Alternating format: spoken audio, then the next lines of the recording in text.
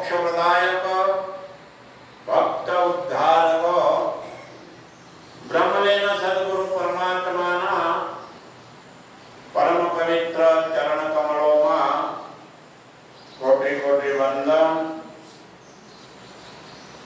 उपस्थित धर्मपरायण भाइयों, भक्तिमती माताओं और बहनों,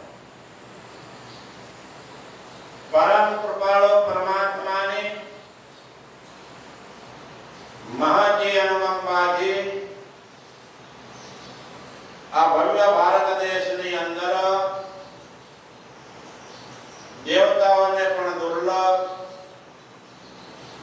એવો 84 લાખ જન્મોમાં સર્વશ્રેષ્ઠ જન્મ મનુષ્યનો છે આપણને પ્રાપ્ત થયો છે।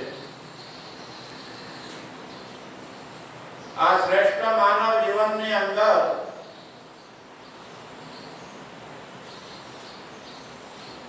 पाप विनाशिनी पुण्य प्रदायिनी माता भगवती नर्मदाना उत्तर तट पर स्थित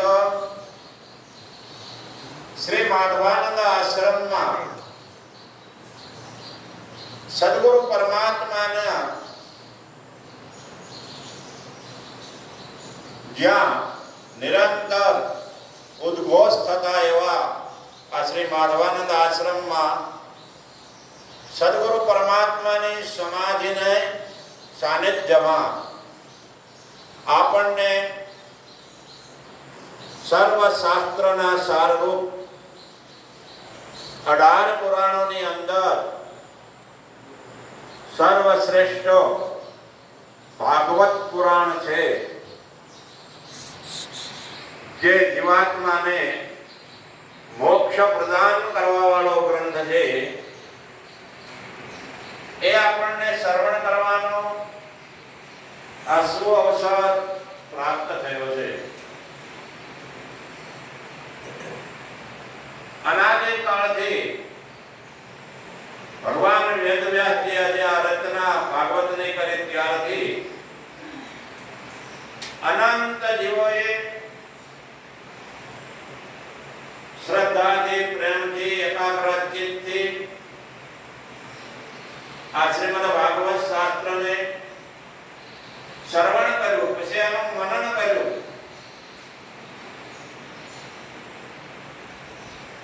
एवा अनेक भक्तों जीवो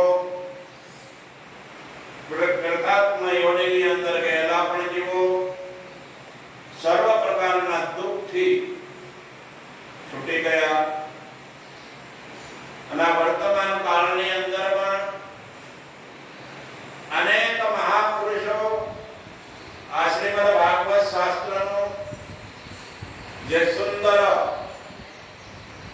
जीव ईश्वर यज्ञ ज्ञान प्रदान करे छे। ज्ञान कोई पण एने श्रवण करीने जीवन में उतारे छे ए मुक्ति ने प्राप्त करी ले छे। तो આપણે પણ આપણા જીવનને ધન્ય બનાવવા માટે જન્મ મરણના ચક્રથી છૂટવા માટે ત્રિવિધના તાપથી છૂટવા માટે જન્મ મરણથી મુક્ત મેળવવું છે। મોક્ષ મેળવવા માટે આપણે આ શ્રીમદ ભાગવત શાસ્ત્રને શ્રવણ કરીએ અને પછી એનું વારવાર મનન કરીને દ્રઢ કરશું તો આપણે પણ परीक्षित राजा ने जेम मुक्ति मेळवी शके।